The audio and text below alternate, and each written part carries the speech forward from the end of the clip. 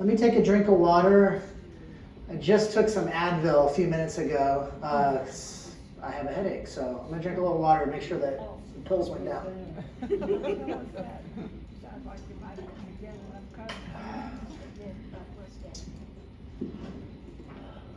All right. Well, good morning, or is it morning? Good afternoon, friends.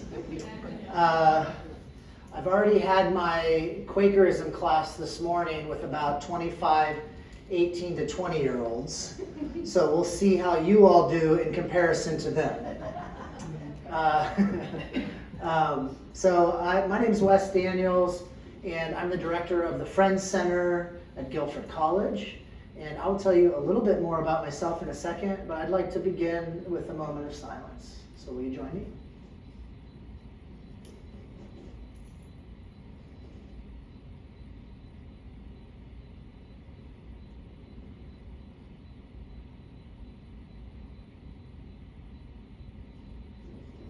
All right, thank you, friends.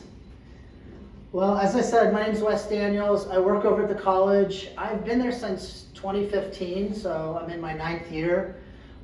This is my family to the left. We live kind of close to downtown, and I've got a high schooler on the left. My 2 younger kids go to Greensboro Montessori. My wife, Emily, is a teacher at Greensboro Montessori. I'm a member, we are all members of First Friends meeting down on Friendly Avenue. As I mentioned, I do teach at the college and a variety of other things that my role and office need me to do. I'm also a minister. I'm in the process of becoming a recorded minister, which is sort of like kind of the Quaker lingo for being ordained. But I've pastored a couple Quaker meetings before we came to Greensboro, so I bring that as well. I wanted to say that I bring a little bit of I think maybe a different perspective to Quakerism. I did not grow up Quaker. I did grow up in a household that was Christian, kind of loosely Christian. We were sort of nominally Catholic, and in a poor working class family. And so those are 2 pieces that kind of shaped my early growing up. I became a Quaker in college when I was going to Malone College in Canton, Ohio. Do we have any Ohioans here? Okay, all right, okay. I'll represent Ohio. I'll represent the Buckeyes, it's fine. So in college, I became a Quaker and that's when I started pastoring in Quaker churches. I became a Quaker in the evangelical branch of Friends. And I will tell you a little bit more about that if you didn't know such a thing existed. Anyways, I went on to do my dissertation in LA at a seminary out there, and then pastored a Quaker meeting up in Washington State before coming to Greensboro. So I've kind of had a roundabout journey, and I was really happy to be invited to come and share with you all. I really have prepared this for non-Quakers. I know there are Quakers in the room. Some of my friends are in the room. That's fine. But I'm trying to give a little bit of an intro to those of you who maybe don't know a whole lot about Quakers or wanting to try to piece some things together. So that's kind of the direction that I'll be going in. So, but first, I have a question for you. Maybe I could hear from like 3 or 4 of you. What do you know about Quakers? And when you think about Quakers, what comes to mind? I would like to hear from non-friends. Pacifist. Okay, so pacifism. Yep. Quakers are a part of the historical Peace Church, along with our Mennonite, Amish, Church of the Brethren friends. We have been a church that rejects violence since pretty much the inception, with some exceptions. As pretty much everything goes with Quakers, there's always some exceptions. What else do we know? I became acquainted with Quakers when I was a little girl and lived outside of Philadelphia. Okay. And I realized they were somebody different.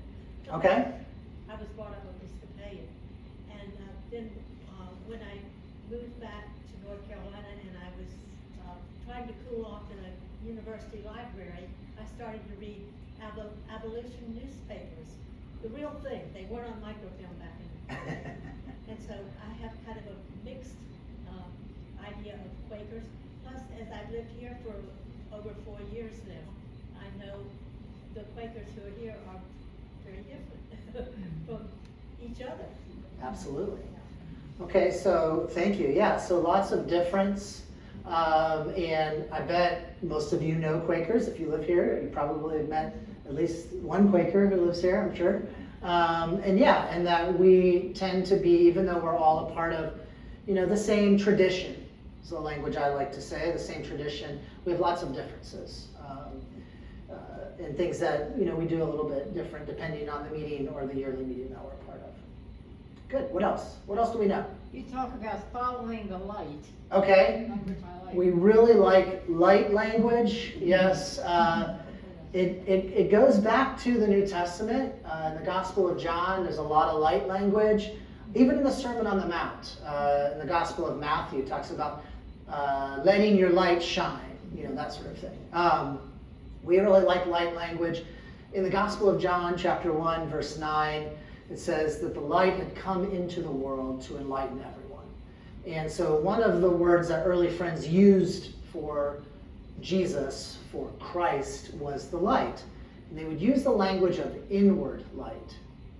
And what's really interesting is that over the past 350 years, that word inward has mostly changed to inner. What do you think that's all about? What changes when we go from inward light to inner light? We add the light. Yeah. Inward is something from outside that we have. Inner is something that we add, or we sort of a part of us. So small shifts in Quaker language that actually represent sometimes very deep theological differences. Good. Is silent worship a Quaker tradition or some parts? Great question. So is silent worship only for some Quakers, or does everybody practice it? Is that a fair rephrasing? So most Quakers have some silence in their worship. Now, that could be 30 seconds. But they will say, so in the first church I was a part of, Barberton Evangelical Friends Church in Barberton, Ohio, they would have, I don't remember the name of it now, I'm actually blanking. It was essentially a moment of silence. And it was really, you had to get centered really fast there, because it was about 60 seconds. And if somebody shared out of the silence, it was usually a prayer request. So it's kind of different than, maybe the way that most Quakers in Greensboro practice silence. So we go anywhere from 30 seconds in more evangelical settings to, as we get more progressive or more liberal in our Quaker practice, the silence can get longer. So New Garden Friends usually has about 30 minutes of silence, I believe. I go to First Friends, and we have anywhere from 15 to 20, 25 minutes of silence. So it depends. It depends. As I said, it depends will always be one of my answers. But most communities that still identify with the tradition will have some silence in the reading. Yeah. And I say that because not evangelical friends don't always identify with the Quaker tradition anymore. They're sort of like historically connected to Quakers, but not anymore. So. You might want to mention friendship, which mostly has an hour. Thank you. Thank you. Yes, friendship has an hour of silence. Usually, yes. Yes. I'm sorry that I forgot about including friendship. Friendship Friends is, I'm lost right now. I'm usually in the college and I know where to point. Claire, where is it? Yeah, it's over there. Okay. Yes, it's the little house right across the street. That's called Friendship Friends. Yeah, and I'll add a little bit more texture to it for you. Friendship friends, one way that Quakers will talk about it is being unprogrammed, and that means that it's silent and there's not a prepared message or a program. You know, how many of you have been a part of other Christian traditions in the past? You know, usually on a Sunday morning there's some kind of a program that we follow. So unprogrammed friends meet in silence, and it's not that it has to be completely silent. It's just that we're waiting for the Spirit to move somebody to speak out of the silence, or someone to feel led.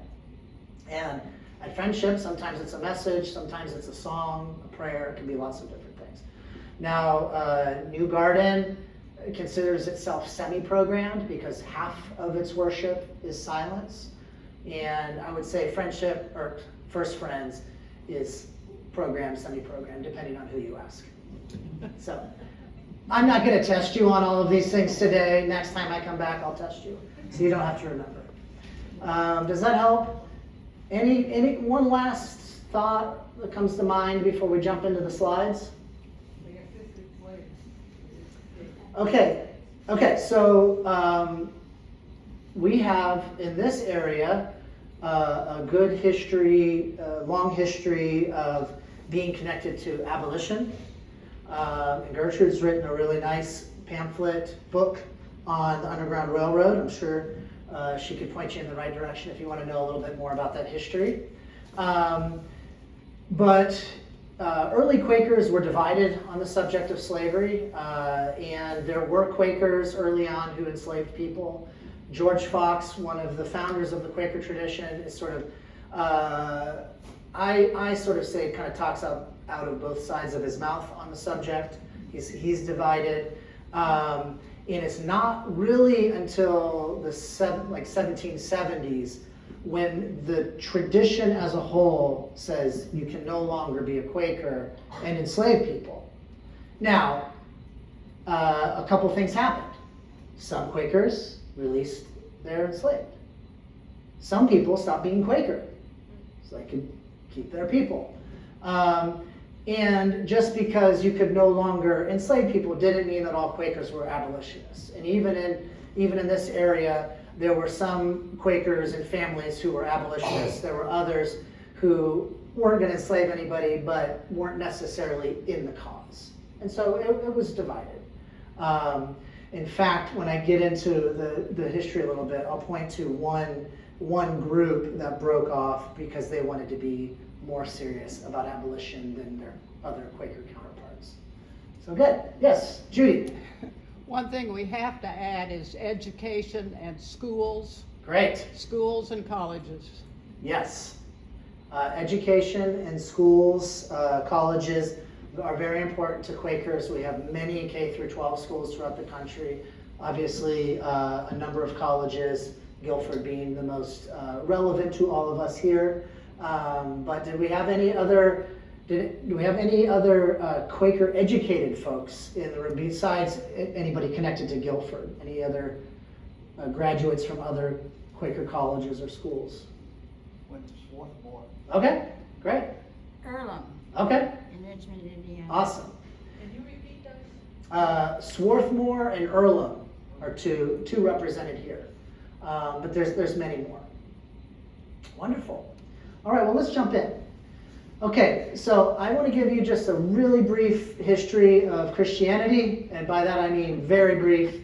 But the way that I sort of understand the early Christian tradition and the teachings of Jesus were primarily focused, Jesus was teaching and organizing people who were largely on the edges of empire. They were the poor. The fishermen of that time were the poor working class folks. They were the ones who had the least amount of rights. Jesus was speaking with people like that, people who were on the margins, the sex workers, the prostitutes, the tax collectors, those sorts of things. His message was very much about sort of drawing the boundaries around what it meant to be the people of God bigger, and inviting more people in and speaking specifically to those on the margins of empire. As time went by, Christians, as you know, were heavily persecuted. This is Nero, who was, it's said that he sort of staged a fire and then blamed it on Christians, and then started to heavily persecute the Christians, burning them on the stake, putting them into gladiator arenas, those sorts of things. Why? Not because they were so nice and everybody liked them, but because they refused to worship Caesar. In Roman imperial religion, Caesar was the son of God. So to claim that anybody else was the son of God was to resist empire, was to not cooperate with empire, and that was seen as a threat. As throughout human history, anybody who refuses to go along with empire is always seen as a threat to power. This is Domitian, who made Nero look like a friendly child care worker.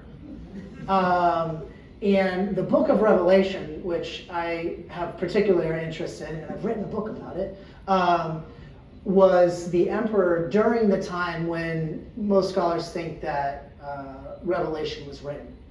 And I sort of argue that Revelation isn't really about trying to predict the end of the world. It's about how those small churches that were being heavily persecuted survived the cruelty of empire, and how did they resist. But that changes, right? Once Constantine comes along in 300, Constantine becomes a Christian. So over the course of 300 years, we move from being killed by empire and seen as a threat to becoming the ones running empire, or adopted in. This is a great move by those in power to take away any kind of subversive quality of this movement, to put them in power. So now we enter into a period of time called Christendom, which is basically, Christendom is that the state and the church are equal, are together. And to be a citizen of one is to be a member of the other. They're coterminous. During this time, you start to get the monastic movement. So you get Christians who are saying, this is the wrong direction. We're not supposed to be a part of power. We're supposed to be a part of an alternative society, an alternative witness. And so the monastics start going out into the desert as a means of trying to sustain the sort of subversive qualities of Christianity. Of course, we enter into the time of the Crusades, which continues to be a blemish on church history and the kinds of things that Christians were willing to do to maintain power and extend power. Martin Luther, I told you this was fast. Martin Luther nails his theses to the Catholic Church door. He sees all of these problems with the church and its indulgences and its abuses of power. And that, is certainly a huge watershed moment, but it also opens up the can of worms, so to speak. And things really start to unravel. People are by this point, people are very tired of Christendom, of the church being in power. This is our Anabaptist cousins. And Anabaptists, of course, were rebaptizing adults, which seems like no big deal to us today, but was seen as treason when they were doing it. And so they were being killed by the church for doing this. They also had this radical idea that the teachings on the Sermon of the Mount were meant to be lived. Were meant to be taken seriously. Because what happened once Christianity became the religion of empire, now all of the things that Jesus was teaching to those who were on the margins of empire and how to resist, now we can't really have that. So now that becomes just for the holy, for the priests, for the clergy. for the monks. They get to live that way. I mean, the rest of us can't be expected to love our enemies. I mean, come on. Anabaptists said, no, I think Jesus actually meant that for everybody. And if we can't live out those teachings in our lives, then we have to change what we're doing if we want to be disciples.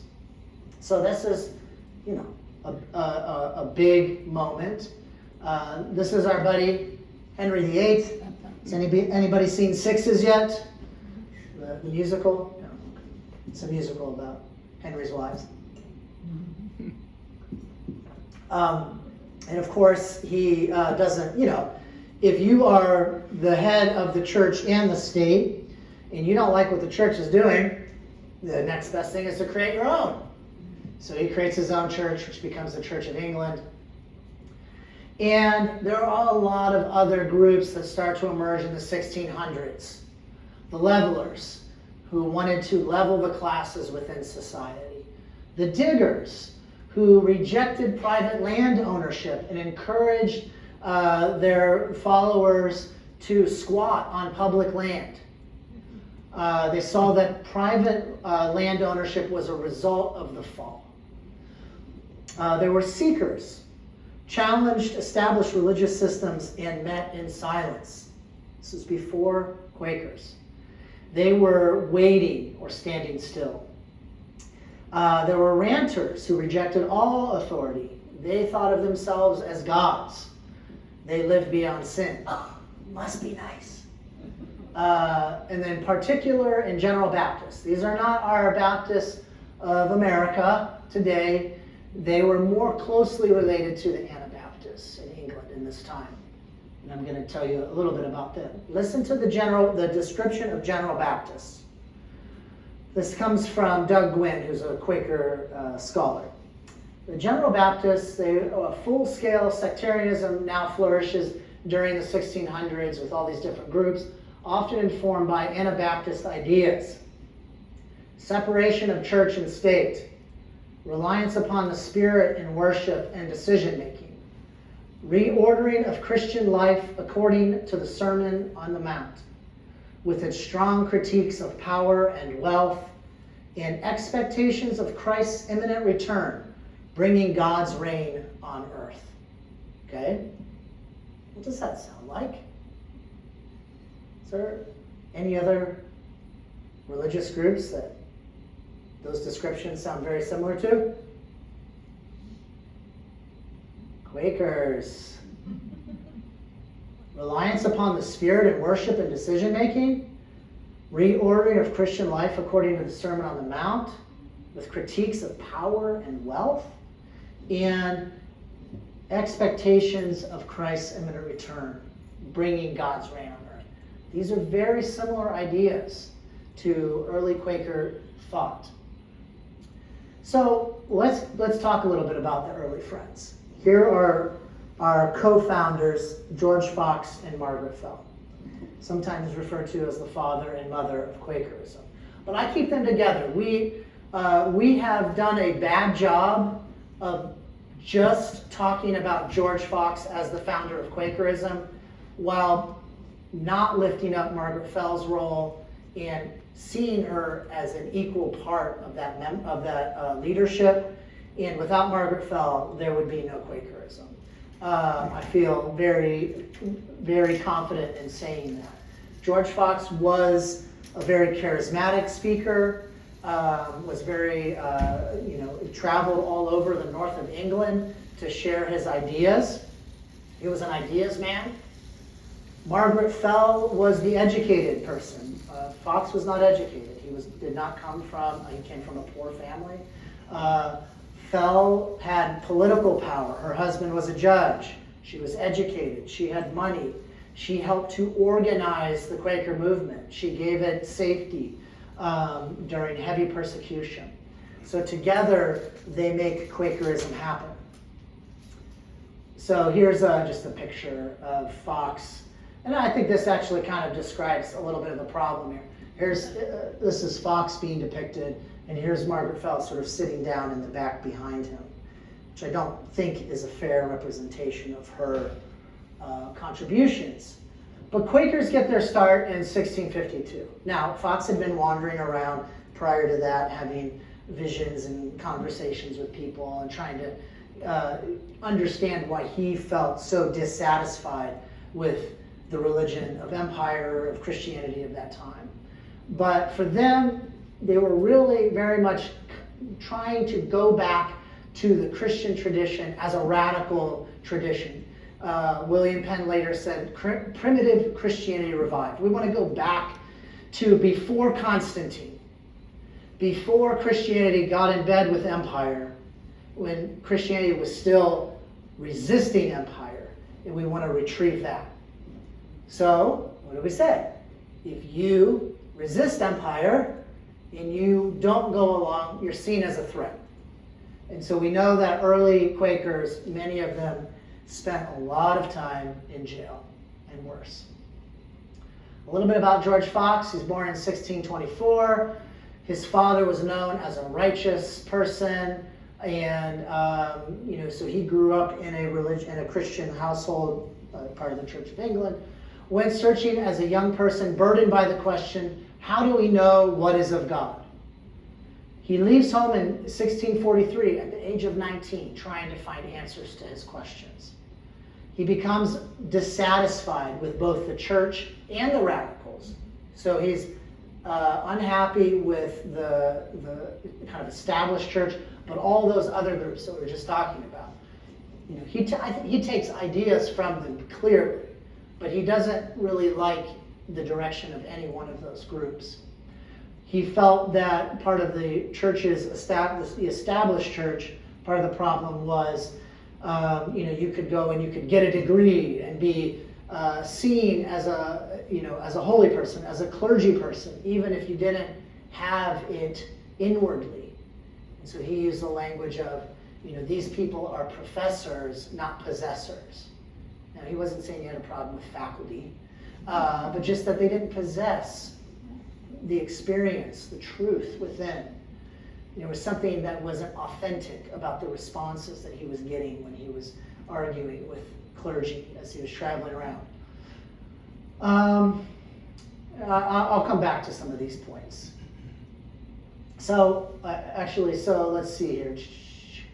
In 1652, right before he meets Margaret Fell, he hikes up to the top of this hill. Now, I don't know about you, but that doesn't really look like a hill. He climbed up. Yeah, this is Pendle Hill. It is very steep and difficult to walk up.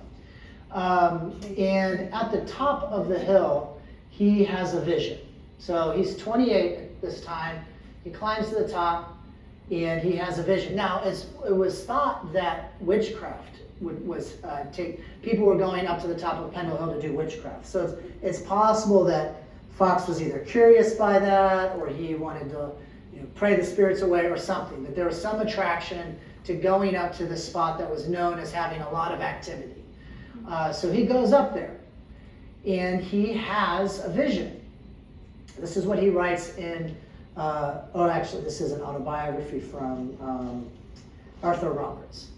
As we traveled, we came near a very great hill called Pendle Hill, and I was moved of the Lord to go up to the top of it, which I did with difficulty. I'm glad that he was honest.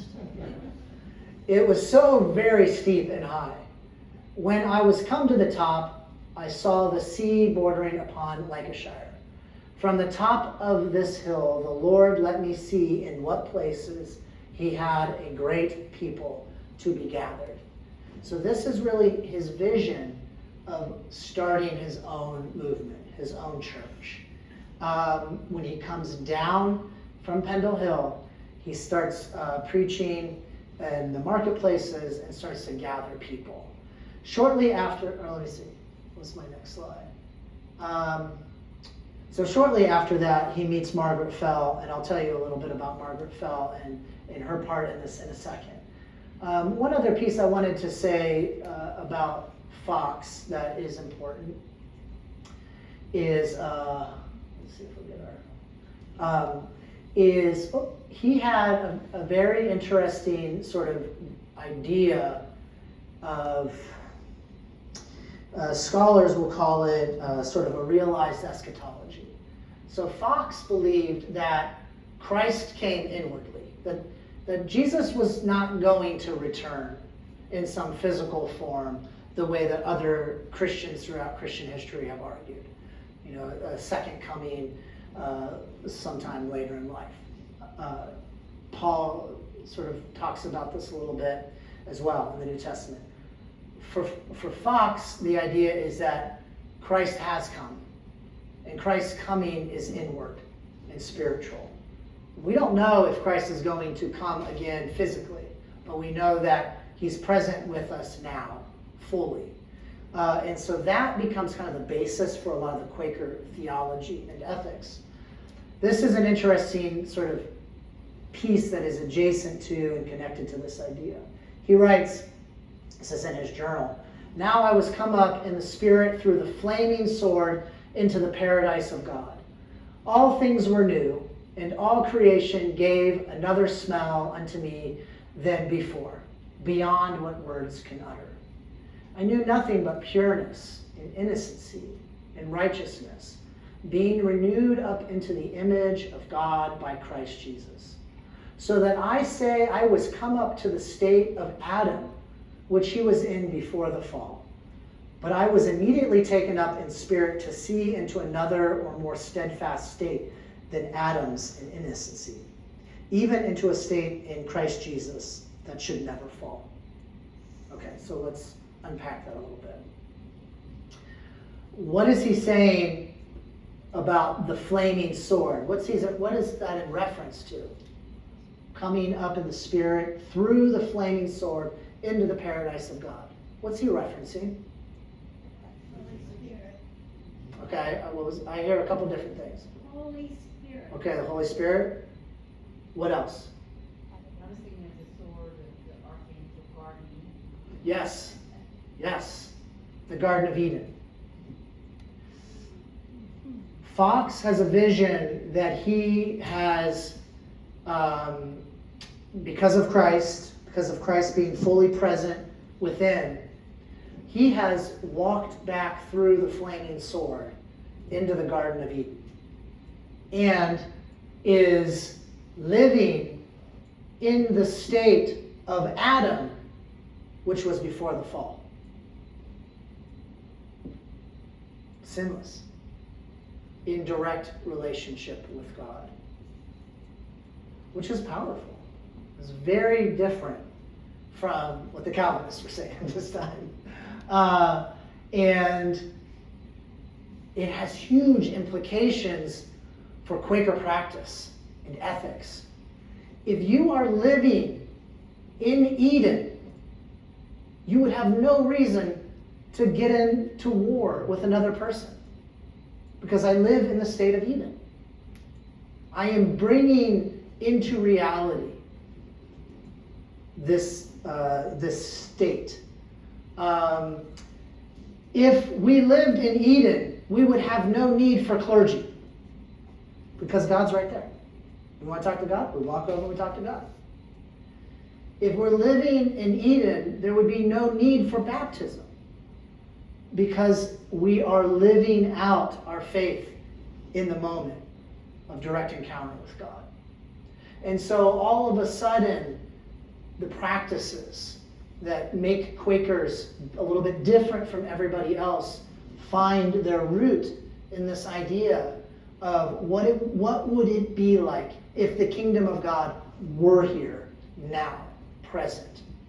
That's how we're going to live. That's how we're going to structure our community. That's how we're going to talk. That's how we're going to believe. So this is big. And it is what leads to the other parts of Quakerism that we know, or that stand out as something different. Okay, we have to watch this animation again. Okay. All right, now let me say something about Margaret Fell. So Margaret Fell, she was married to Thomas Fell, who was a judge, so gave her political access, legal access, which was very handy for early Quakers. She was also the mother of 8 children, so had her hands very full, and lived in Swarthmore Hall, which was Thomas Fell's home, but later became her home after Thomas Fell died. She meets Fox shortly after he comes down from Pendle Hill. And she meets him out and about, and she invites him to come to her church on Sunday morning, which proves transformative for her in a lot of ways. A couple other key points. Judge Fell dies in 58, and they were buried on my birthday 300 years ago, 400 years ago, which is cool. Just want to point that out. So Fox and Fell did get married later on. Okay, so a few things that we want to know about Margaret Fell. So after Judge Fell dies, she retains Swarthmore, and it is really, so Quakers have kind of a place in London. That was kind of a headquarters. It was above a pub called Bull and Mouth, and that was like their headquarters in London. And then up in the north of England, Swarthmore Hall was their other headquarters. So they worshiped there. All the, any money that would come in or letters would come in would go to Swarthmore, and then Margaret would make sure that they got distributed accordingly. But her home was often raided by the government officials in 1660s when there was the heaviest persecution among Quakers. She was arrested repeatedly and was imprisoned for 4 years from 1664 to 1668. Now, prisons back then were horrible. I mean, prisons today are horrible. And they were doubly horrible back then. You were chained to a wall. There was no heat. They would often pour the food over through the grates above you, down onto you, where you were also going to the bathroom. People would often stand up while they slept because of the rats and the feces and everything else. It was horrible, and a lot of people died in these conditions. She spent 4 years nonstop in a prison. While she was doing that, probably the hardest work of her life, surviving there, she is constantly writing to judges, to the king of the time, on behalf of Quakers, trying to get other Quakers out of jail. During this time, George Fox is in and out of jail. She's writing on behalf of them. And she writes, a small little pamphlet called Women's Speaking Justified, which is thought to be the cornerstone of Western feminism. And in Women's Speaking Justified, she makes the case for women's equality, spiritual equality, and why there were so many Quaker women traveling around preaching in the countryside. And she uses scripture to argue her point. And this had enormous impact then and is still being studied and talked about today. What's really fascinating about this, from my perspective, is that she reinterprets. She does a new interpretation of Paul that, as far as I know, hadn't been done. And she reinterprets what Paul is saying about, his views on women to make space for women leadership, which was radical and creative. She did that while she was in jail. I don't know how she did that exactly, but she did that while she was there. Okay, I want to go back. That's a picture of Swarthmore Hall, which you can still visit today. 1690s, as Quakerism starts to change, she strongly opposes the kind of new movement in Quakerism, which is trying to become overly traditional and standard and kind of create a kind of standardized conduct. Oh, you can't do that and still be a Quaker kind of stuff. Margaret Fell wanted nothing to do with that. She felt like that was kind of going back to that kind of external faith rather than the inward truth that people were experiencing. And she dies in 1702 saying, "I am in peace." She was buried at Swarthmore Meeting House. And no headstone marks her resting place. Okay, so I'm going to tell you this little story and then we'll move on. Margaret Fell, I told you she invited George Fox to her church. So Fox had this, I don't know, is it a habit? A little bit of a habit of going into church services And, sometimes there would be an opportunity for a guest, for people to stand up and kind of, have a little commentary. Sometimes not. But he would take the liberty, whether it was offered or not, to stand up, usually call the priest some kind of a liar or blasphemer, very great way to work with your hosts and that sort of thing.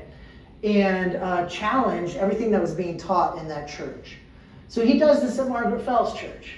And this is Margaret Fell writing about the experience. And George Fox said, "Then what had any to do with the scriptures? But as they came to the Spirit that gave them forth. You will say, Christ saith this, and the apostles say this. But what canst thou say? Art thou a child of light, and hast walked in the light? And what thou speakest, is it inwardly from God? This opened me so that it cut me to the heart. And then I saw clearly we were all wrong." This is Fell writing. "So I sat me down in my pew again and cried bitterly. And I cried in my spirit to the Lord, we are all thieves, we are all thieves. We have taken the scriptures and words and know nothing of them in ourselves." And I think that this not only marks her conversion to Quakerism, but it really names beautifully the heart of the Quaker teaching, especially for early friends. They were not interested in the outward forms.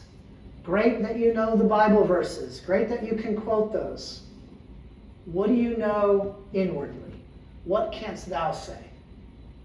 What is truth from your experience and encounter with God? And Margaret Fell realized that hit her too. That she knew all the right answers. She was maybe doing the right things, but didn't have that inward truth. And so that becomes a major shift for the Quaker movement, Fell joining the ranks. This is not Margaret Fell's dress. Just typed in red dress from the 1700s. But this is one of the last things she wrote. She dies in 1702. This is one of the last things she says. Remember, I said that she was starting to feel like Quakers were getting to be a little bit like taking the scriptures and words again. It is such a temptation to just check the boxes off and not know anything of them in ourselves, right? So she started to see this happening again among friends, and this time it came about in terms of what was qualified plain dress and what should thee wear to meeting for worship. And it started to be taught that you had to wear gray in plain dress in meeting. And Margaret Fell wanted nothing to do with this. She said, instead, contrary to this, she's quoting her counterparts. Instead, contrary to this, we must look at no colors, nor make anything that is changeable colors as the hills are, nor sell them, nor wear them, but we must be all in one dress and one color. This is a silly, poor gospel. It is more fit for us to be covered with God's eternal spirit and clothed with his eternal light, which leads us and guides us into righteousness, and to live righteously and justly and holy in this profane world. She wanted to keep wearing her red dress to meeting, and if anybody wanted to stop her, she wasn't going to listen. And to this day, we don't often quote this, but this is some of the tension within the Quaker movement to this day. How much liberty is there versus standardized conduct? And where do friends fall on that? That is a sticking point for friends. I'm going to stop there because I think that's a good ending point. I will be back, by the way, so we can pick up where we left off. I want to talk next time about a little bit of the divisions among Quakers and why at the beginning of our meeting here today, we talked about First Friends, and New Garden, and Friendship, and different Quakers meetings, even just a few miles from us. But why there's such diversity in the world today. And I want to talk about some of the main practices that hold us together as friends. So that's coming, but I'll stop and I'll see what questions you have.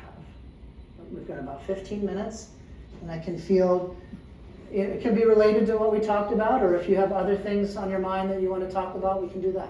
When you come back next time, will you talk about symbolism Hmm. and the fact that it's being Veterans Day this weekend? Could you help enlighten me why this is done, please? Sure, we'll talk a little bit about symbolism. Okay, great. I need something to make a note on. Yeah, I guess you could make requests. I didn't think about that. It's like I'm a Quaker jukebox. We can pop a coin in and see what comes out. Yeah, let me. Jukebox, isn't there? Did you say jukebox? Yeah, or shall we write it down for me, and we can. Okay. What else would you questions you have, or things you want to share, or things you want to talk about next time? Or do you feel satisfied? Yes.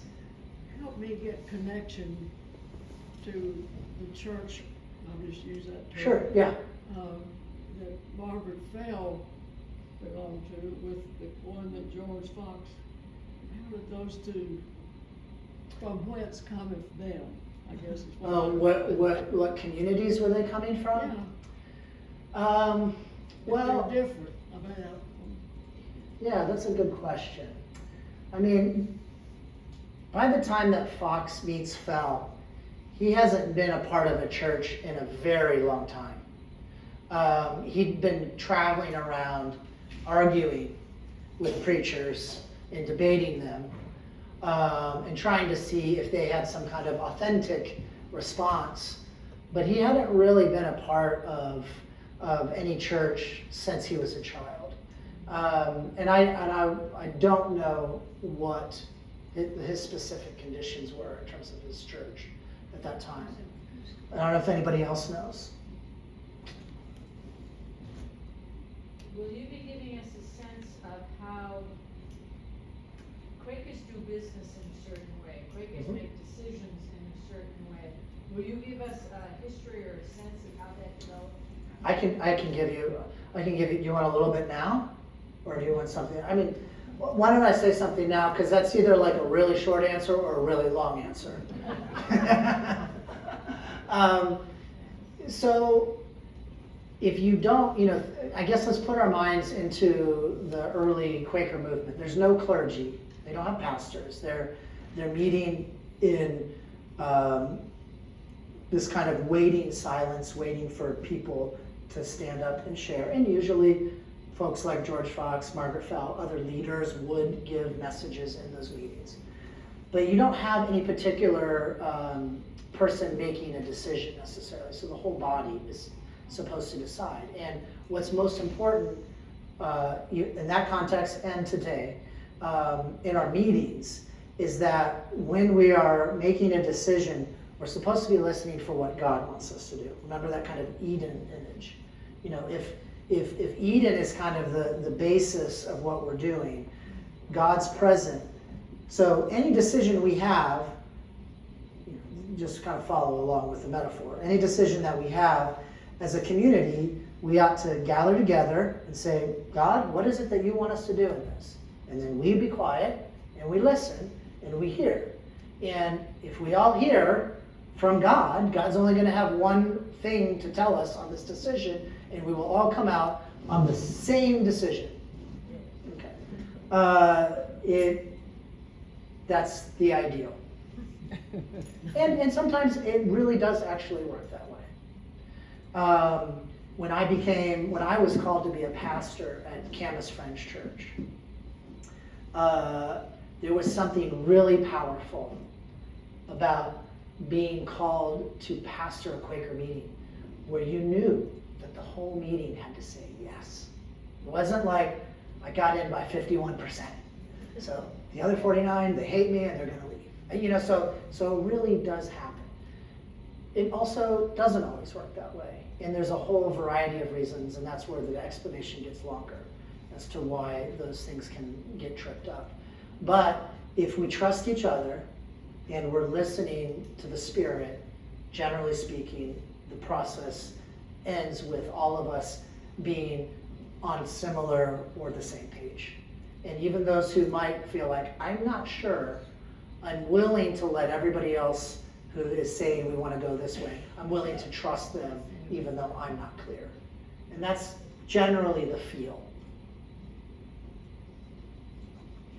And we do that with big stuff, you know. The carpet color, that gets too complicated. That's way too complicated. I don't know if I can explain this, but I didn't get quite his, Fox's idea of, in his vision, returning to Eden. Yeah. And which meant an innocency. Yes. Does that mean that remains with all the Quakers, that are they sinless? You haven't noticed that we are perfect? Yes. I mean, this was the idea.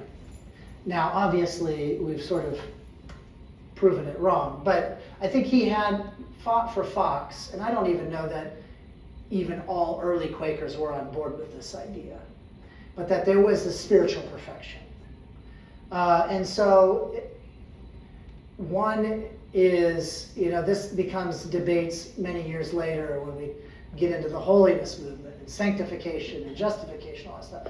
But for Fox, I'm clear. I'm clear.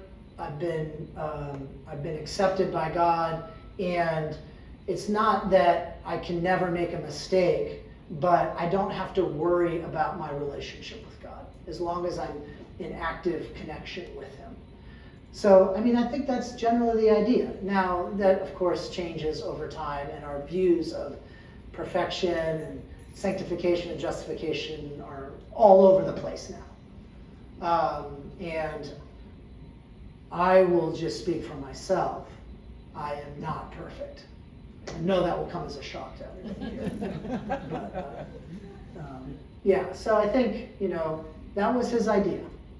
And that's why he gets to have many books written about him and, held up as the person who started the movement or helped start it. But, maybe some of those ideas wear off after a little while. Yeah, good question. Maybe one or two more. Can you go back to Margaret Bell? Fox was unchurched at the time, but Margaret was still attending Church of England? Yes. And was from an upper class? That's correct. And grew Fox into this upper middle class arena? Yeah, I mean, yes, I think so. I think, or they're sort of counterparts in that sense. I mean, Fox is certainly benefiting from Fell's access in a way that he never had. And he was, he was the kind of radical preacher that not everybody wanted to deal with and was getting in trouble with the law. And Margaret Fell was a bit more of a stately person who could kind of have access. And I mean, she would travel down to meet with the king in person, where Fox would not get that kind of entree. So they really balance each other out in that. But yes, I would say at some level, because, they get married, and I was rereading a portion of this today. They're really only together for a very short period of time after they get married. I mean, they stay married until Fox dies, but they're together for like a year. And then the rest of their lives for the next, what was the date? 4 years. For the next, Fox dies 90 something. So for the next 20 years, he's mostly traveling around. He's coming over here. He's traveling all over England. They correspond a lot by email. I mean, who knows? Maybe it wasn't. and, you know, probably texting emojis to each other, so. But they are really, it makes me wonder, like, what their relationship was like, because, and I do wonder at some level how, going back to the question of symbolism, how much of this was symbolic, kind of a joining together of the two leaders of the church in this way. There's a great book, if you really want to get down into like the nitty gritty, there's a great book by Christiana Polder on the marriage of Fox and Fell. It's a whole book. And she gets into some great detail on that and looking at it from a kind of symbolic piece. Good question. Judy. But one of the interesting things about George Fox and Margaret Fell is Judge Fell, because he allowed Quakers or the early movement to meet in his home. Yes.